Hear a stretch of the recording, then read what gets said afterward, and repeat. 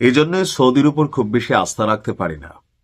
আমি বলি বরাবরই, যখন যুবরাজ সালমান তিনি কোনো ভালো সিদ্ধান্ত নেন, সারা পৃথিবীর মানুষ, বিশেষ করে যারা মুসলিম কমিউনিটি আছে, বাংলাদেশ বা আমরা যারা আছি বাংলা ভাষাভাষী বা অন্য ভাষাভাষী, সবাই কিন্তু একটু সাহস পায় যে না, সৌদি যেহেতু একটা অবস্থান নিছে, ইরানের জন্য হোক যে কোনো রাষ্ট্রের জন্য হোক, এটা একটা শক্ত অবস্থান। কিন্তু যখন এই গোপন প্রতিবেদনগুলো আসে, এগুলোর সত্য মিথ্যা আল্লাহ ভালো জানে, যে এদের আসলে মুখোশ কয়টা।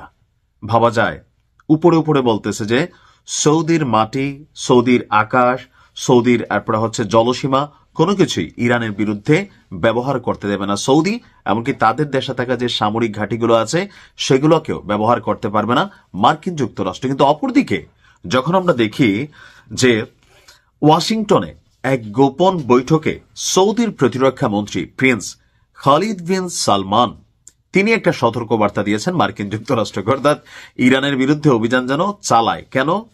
তিনি বলছেন ট্রাম্প যদি ইরানের বিরুদ্ধে